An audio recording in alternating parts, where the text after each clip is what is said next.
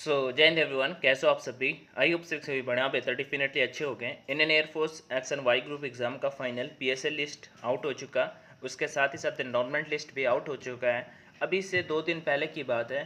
Candidate ने मुझे कुछ चीज़ें शेयर करी, जिसमें से कुछ कैंडिडेट का पीएसएल लिस्ट में अनफिट दिखा रहा था। यहाँ पे देख सकते हो, ठीक है, ये पीएसएल लिस्ट है और मैंने खुद ही मैच किया। उसके बाद मैंने टेलीग्राम पे पोस्ट किया। मुझे मतलब काफ़ी सारे कैंडिडेट ने भेजा, भैया एयरफोर्स पे स्कैम हो गया, हाँ और ये हो गया वो हो गया। बेसिकली अभी कुछ कैंडिडेट ऐसे हैं ना कि उन्होंने प्रिपरेशन करी, उनको ये नहीं ज़्यादा कुछ पता था है नहीं, जो भी दिखा बस उसी पे लग गए कि ये मेरे पास प्रूफ है, मैं ये कर दूंगा वो कर दूंगा ऐसे करके।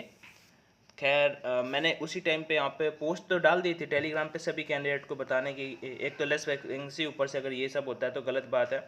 और फिर मैंने नीचे लिखा था पीएसएल में अनफिट हो रहा है एंड एनरोलमेंट में फिट। वैसे ऐसा होता नहीं रहा है, लेकिन ये देख लो आप खुद ही, 10 ऐसी बीटा ज्वाइनिंग था। तो देखो ये है आपका, एक चीज़ मैं आपको क्लियर करना चाहता हूँ, थोड़ा सा वीडियो देख लीजिएगा। ये है आपका पीएसएल लिस्ट, ठीक है। पीएसएल लिस्ट में आप यहाँ पे अनफिट कैंडिडेट देख रहे हैं, गजेंद्र सिंह शेखावत, इनका यहाँ पे डीओपी है, ये इनका ये है, ठीक है भाई। अगर वीडियो देख रहे हो तो आप गलत वे से मत लेना, ठीक है। ये यहाँ पे एब्सेंट दिखा रहे थे।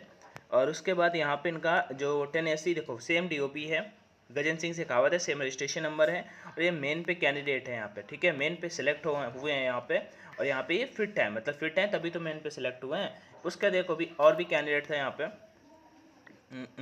ये सोनू यादव करके। अब ये देखो यहाँ पे मैं दिखा देता हूँ, ये तो आपका रुकिएगा, ये देखो पीएसएल लिस्ट है, सोनू यादव अनफिट है। और उसके बाद, ठीक है, उसके बाद यहाँ पे डीओपी मैच कर सकते हो आप, कुछ भी मैच कर सकते हो, मैंने खुद वेरीफाई किया है, 13/7/2004। और उसके बाद जस्ट हम इसे अगर बगल में देखते हैं तो 13/7/2004 इनका डीओपी, और यहाँ पे मेन में सिलेक्ट है। तो कैंडिडेट काफ़ी परेशान हो गए कि एयरफोर्स कोस्ट गार्ड में ऐसा होता है, अलग अलग ग्रुप्स पे, मतलब जितने में मैं जुड़ा हूँ, इवन मेरा एक ग्रुप है चैट ग्रुप अंशु सिंह के नाम पे, वहाँ पे कि अरे अब एयरफोर्स पे भी ऐसा होता है, ऐसा ऐसा करके। तो मैंने वहाँ पे एक बात लिखी थी कि ऐसा होता नहीं है, बट कुछ गलतियाँ हो जाती है समटाइम्स, मतलब अपने को ही नहीं पता होता। क्योंकि पता है एक बार ऐसा हुआ था कि जब 2000, मैंने यहाँ पे एक चीज़ मेंशन करी, देखो उसके बाद देखो यार, जहाँ तक मैं जानता हूँ ज़्यादा ऐसा कुछ होता नहीं है आईएफ में, और अग्निवीर के लिए शायद ही ऐसा कोई करेगा। मीन्स जो ये करेगा उसके पास इतना दिमाग तो होगा कि पहले लिस्ट में अनफिट लिख के दे दिया, दूसरी लिस्ट में फिट लिख के दे दिया है, ठीक है। पॉसिबिलिटी सब है, लेकिन ऐसा कुछ नहीं है। हाँ एक बार मैंने यहाँ पे बताया था कि एक पॉइंट मैंने यहाँ पे मेंशन किया है कि होता ये है कि एक बार डीओबी का इशू हुआ था। डीओबी का इशू ऐसा हुआ था कि जैसे कि एज क्राइटेरिया एक, मान लो 2001 से लेकर 2004 के बीच में कैंडिडेट लिए जाएंगे। और एक टाइम पे जब पीएसएल लिस्ट आई तो उसमें 1996 के, 1997 के कैंडिडेट थे। तो लड़कों ने लाइक कुछ सोचा समझा नहीं, शुरू हो गए कि अरे ये कैसे आ गए, इनका तो डीओपी इतना हुआ है, ये स्कैम है, पुराने लोग भर्ती कर लिए, ऐसे करके। बाद में क्या पता चला, बाद में ये पता चला कि जैसे अभी आप जाते हो ना मेडिकल एग्जाम, अभी आप जाते हो, जैसे आप सभी जिनका ज्वाइनिंग है, ठीक है, जो कैंडिडेट अभी मतलब जो लोग फाइनल सेलेक्ट हो जाते हैं, अब जिन उनको बुलाया जाएगा, उनको इनरोलमेंट के लिए बुलाया जाएगा।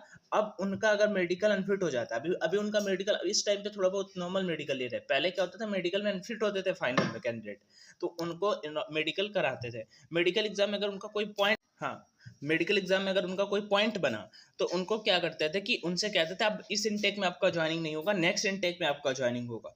तो फिर आपको अभी के लिए अगली इनटेक का वेट करना पड़ता था, लगभग 8-10 महीने आपको फिर से वेट करना पड़ता था। तब साल में केवल एक बार ही रिक्रूटमेंट आता था।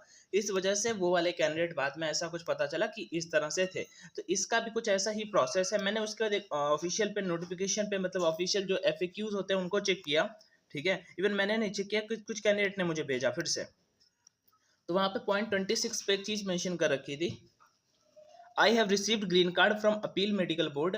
बेसिकली पहले हमारा मेडिकल होता है, हम अगर फंस जाते हैं तो फिर हमारा री मेडिकल होता है, और री मेडिकल एग्जाम के बाद फिर वो सब वहाँ कुछ पहुँचता है, मतलब उसमें थोड़ा बहुत टाइम तो लगता है ना।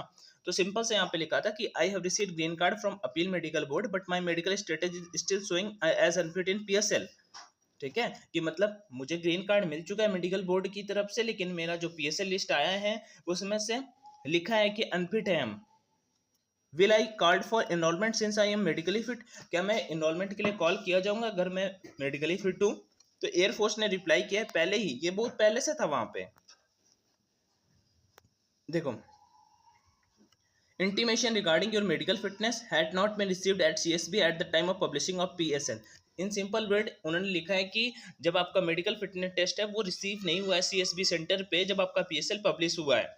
However if you are medically fit, अगर आप मेडिकली फिट है and figure in the merit list, और आप मेरिट लिस्ट में जगह बनाने लायक हैं, ठीक है, मतलब मार्क्स हैं, तो you will be called for enrolment, तो आपको एनरोलमेंट के लिए कॉल किया जाएगा, which will be subject to your medical fitness during pre enrolment and availability of vacancies.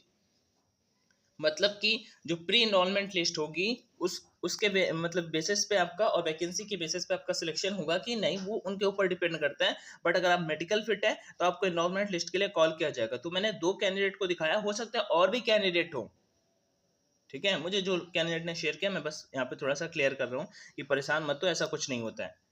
तो इन सिंपल टर्म्स में ऐसा कुछ यहाँ पे नहीं हुआ। और भी एक कैंडिडेट का मैं दिखाता हूँ आपको कुछ, तो इससे आपको क्लियर हो जाता है। आगे दिखाते हैं। आप ही लोगों में से कैंडिडेट हैं देव राजपूत, जिन्होंने बताया है, तो उन्होंने मुझे ये सोनू का शेयर किया। उन्होंने फिर नीचे लिखा, भैया जी लास्ट इनटेक में मेरा दोस्त फिट था मेडिकल में और पीएसएल में अनफिट आया था। मतलब कि पहला मेडिकल एग्जाम में फिट हो गया था, पीएसएल में अनफिट आया था, और उसके बाद वो जोधपुर गया था, जोधपुर सेंटर जो है आपका, ARO पे जाके ठीक करवा के आया था। तो ये भी एक चीज़ है। अब इनको मैं नहीं जानता, ठीक है, इनको मैं नहीं जानते, मेरे बैच के में भी हो सकते हैं, बट उन्होंने ये चीज़ क्लियर करी। तो आप सभी को ये चीज़ समझना होगा कि ऐसा भाई कुछ नहीं है, ठीक है। तो अगर कुछ भी हम शेयर कर रहे हैं किसी के साथ में तो हमें थोड़ा सा वेरीफाई कर लेना चाहिए। बाकी कोई और डाउट है तो आप बताइएगा मुझे कमेंट सेक्शन पे। इसी को लेकर के कैंडिडेट परेशान थे, क्या ऐसा होता है, क्या वैसा होता है, मैं ये कर सकता हूँ, मैं वो कर सकता हूँ। सो कुछ करने की नीड नहीं है, सारी की सारी चीज़ें ऑथेंटिक हैं, बट हमें वेरीफाई कर लेना चाहिए। मुझे पता था कुछ ऐसा हो सकता है, तभी मैंने टेलीग्राम पे आप सभी को बोल दिया था कि परेशान मत होइएगा, थोड़ा हम देखेंगे। जय हिंद।